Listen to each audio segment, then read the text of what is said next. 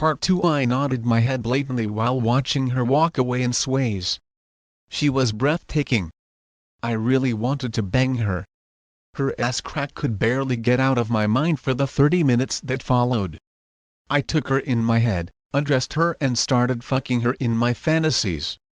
I envisioned her moaning while her fat ass whined around my dick.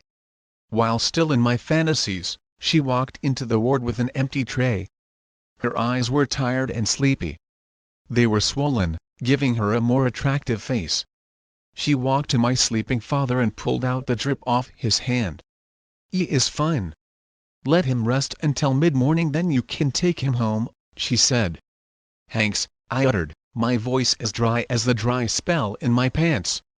"Could help you with the trays back to the lab. You seem very tired." I offered help, which was aimed at accompanying her to her office. With the scarcity of nurses in the village, I knew she was on duty alone. She offered a smile back, a sumptuous smile, I should say. The deformation on her cheek when she smiled was a turn-on.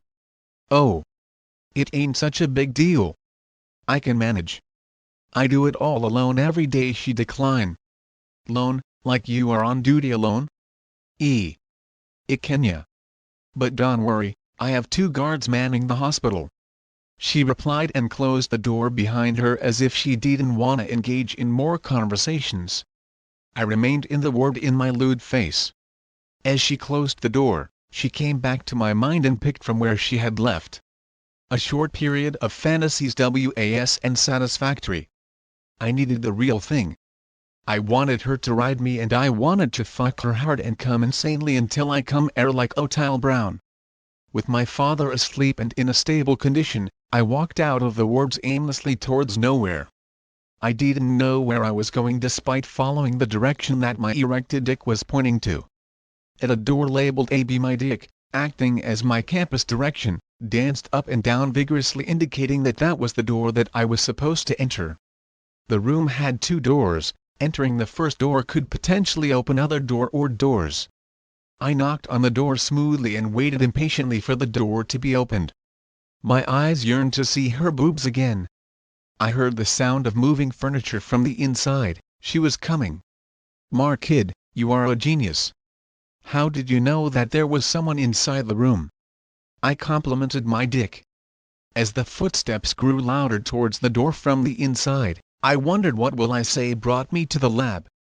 I reached inside my trousers' torn pocket and pinched my dick hard to get its attention. My dick twitched in protest. "Hi, are we here, moron?" I asked the dick.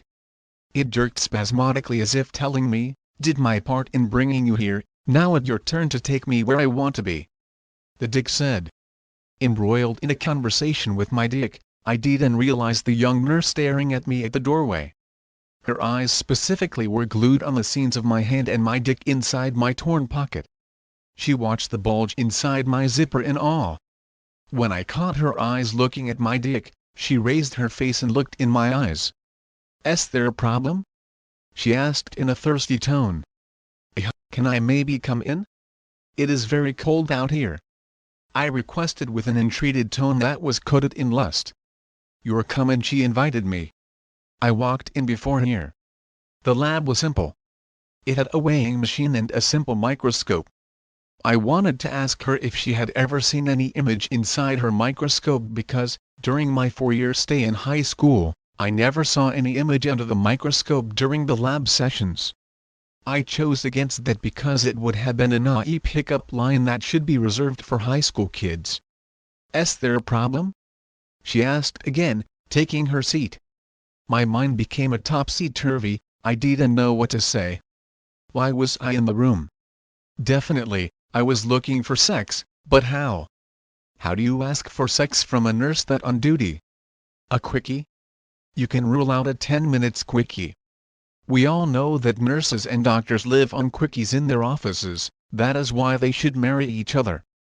I hope for a quickie too. That's the end of today's part 2. Make sure to watch part 3, which will be uploaded soon.